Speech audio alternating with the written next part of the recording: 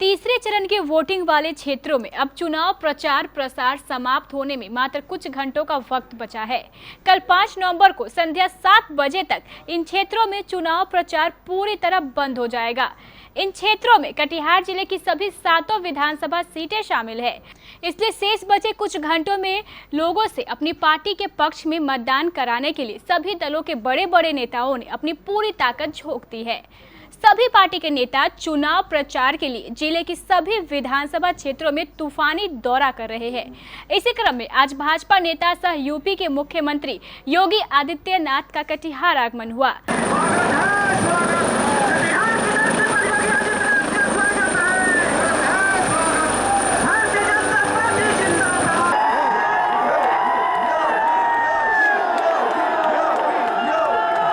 उन्होंने राजेंद्र स्टेडियम में एक विशाल जनसभा को संबोधित करते हुए जहां विपक्षी दलों पर निशाना साधा, वहीं अपनी सरकार के विकास कार्यों के बारे में बताते हुए सभी मतदाताओं से कमल छाप के पक्ष में मतदान करने की अपील की। चुनाव जनता को करना है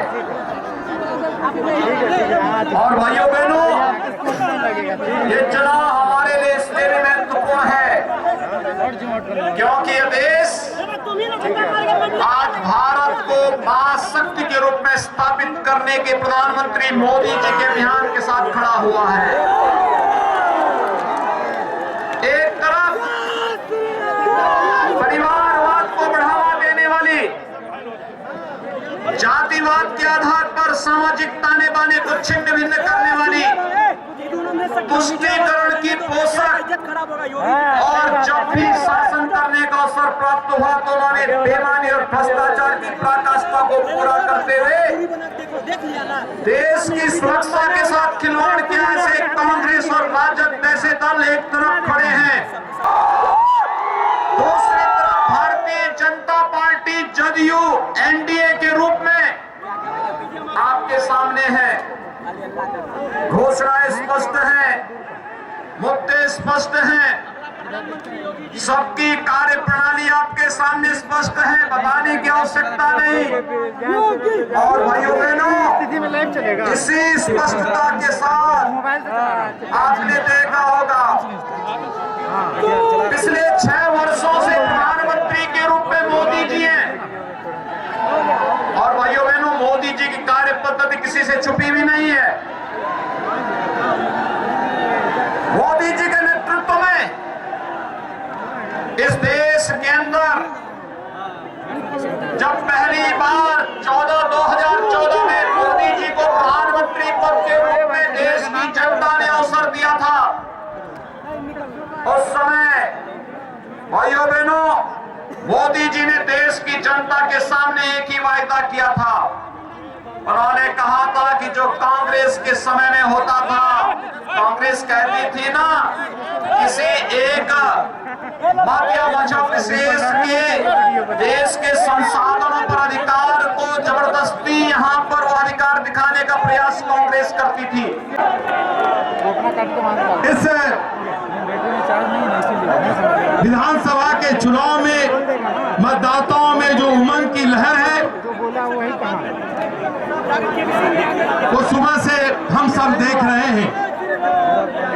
हम कटिहार की जनता की ओर से, कटिहार के देवतुल्य मतदाताओं की ओर से हम आपका अभिनंदन करते हैं कि उन्होंने मुझे लगातार 3 बार इस क्षेत्र का प्रतिनिधित्व करने का अवसर दिया। आज चौथी बार हम उनके बीच में उपस्थित हैं। कटिहार के विकास में 2005 से जो हमने अंगराई ली है, वो बताने की आवश्यकता नहीं है। इस तूफानी दौरे में भाजपा के वरिष्ठ नेता सह केंद्र सरकार के रक्षा मंत्री राजनाथ सिंह भी शामिल हो गए। उन्होंने भी जिले की कई विधानसभा क्षेत्रों में जनसभाओं को संबोधित किया।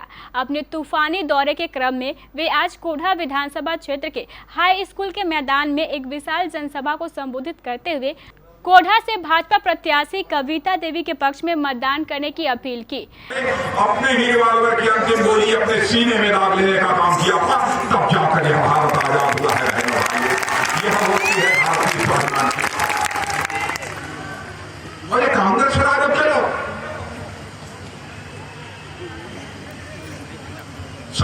करने में मुखी नहीं है।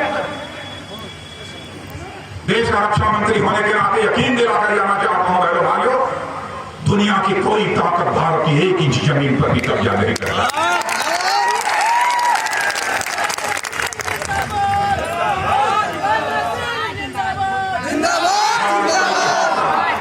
भारत का इतिहास रहा न तो हमने दुनिया के किसी देश पर आक्रमण किया है और न दुनिया के किसी देश के 1 इंच पर हमने कभी कब्जा किया।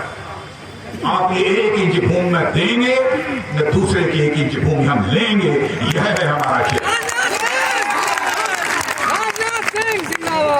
इसके बाद श्री सिंह प्राणपुर विधानसभा क्षेत्र के रोशना बाजार मैदान पहुंचे। वहां भी उन्होंने हजारों लोगों की भीड़ को संबोधित करते हुए प्राणपुर से भाजपा प्रत्याशी निशा सिंह के पक्ष में मतदान करने का लोगों से आह्वान किया। इधर विधायक तारकिशोर प्रसाद के समर्थन में बिहार के उप मुख्यमंत्री सुशील मोदी भी कटिहार पहुंचे। उन्होंने LWC मैदान से एक रोड शो निकाला और लोगों से मिलकर विधायक तारकिशोर प्रसाद के पक्ष में मतदान करने की अपील की। अपना आशीर्वाद देकर तारकिशोर प्रसाद जी को भारी मतों से विजयी बनाए। Katihar, Vinodpur, girls school road के तमाम व्यवसायी भाइयों से, नागरिकों से माननीय उप मुख्यमंत्री सुशील मोदी जी आशीर्वाद लेने आए हैं तारकिशोर प्रसाद जी के लिए।